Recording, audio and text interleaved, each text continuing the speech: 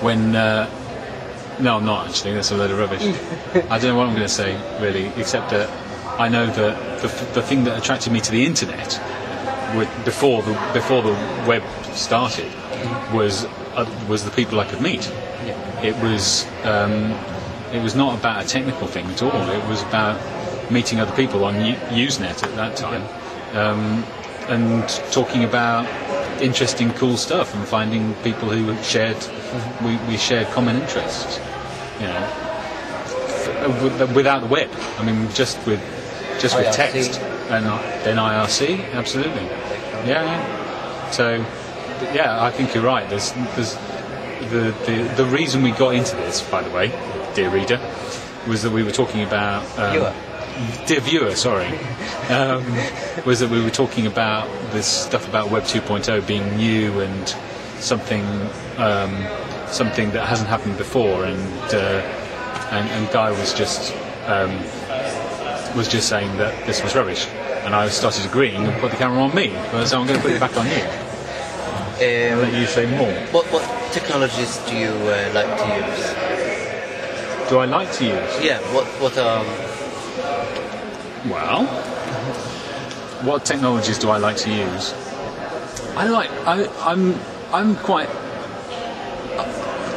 I find that a really difficult question to answer. It's kind of like, what's your favourite film, or what's your favourite book? It's like, well, whatever's to hand. I'll tell you, I hated blogs up till I started using them with the politicians I worked with. Okay. Because I thought it was this really self-centered media. Yeah. But I came in this kind of social background where people should interact and work together and discuss things. Okay. And I really didn't grasp blogging until I used it myself, and I used it with the politicians.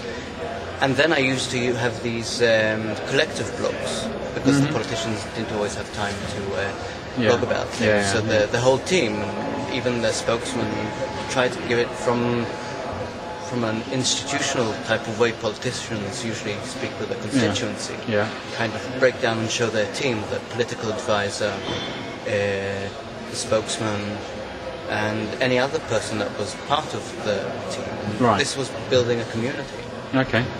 And that's what that kind of changed your mind about. That's changed my mind on blogging. I tried wikis with politicians and doing politics, but that didn't really work to create a social forum for one of the politicians I was using. Yeah. And using other social software like blogging and things like that really helped. It really helped me build a community. Okay. Well, I get what you're talking about now. So, again, I still think that I like using whatever tools are to hand. I like doing so many different things. I get, that, and this is a failing as well. I mean, it's like, I admire you for being focused enough to apply it to something in that way where you can use it and develop it and see whether it works for that particular application or not. I'm too impatient for that.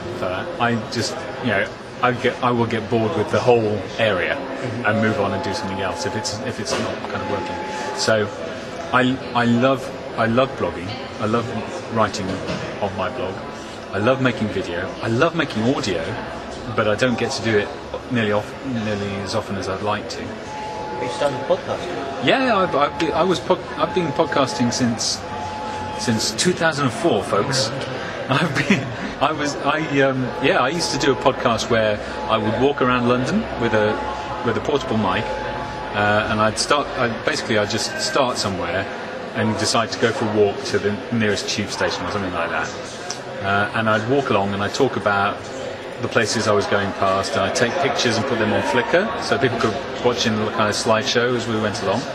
And I'd talk about what I could see and where places I'd worked, people I knew who lived there, just all whatever, a load of old rubbish really. But people seem to find it interesting and engaging, for a while at any rate. So I did that. Yeah, I was podcasting early on, but I don't get to do it as much as I'd like to, mainly because I have most of the stuff I do now is commercial. It's not for my pleasure anymore. It's for other people's pleasure, and they pay me for it. So, I love making podcasts. I love using the web.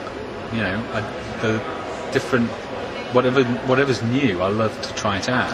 I've been playing around with Ning and the social networking stuff I've been going back.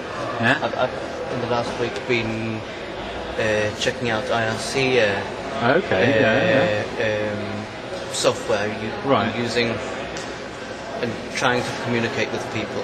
Yeah. And it's because it's online and kind of it's not time shifted like blogging and podcasting and any other media. But it's really communicating, and I think I hope we don't lose that. Sure. Because with time shifted communication is problematic.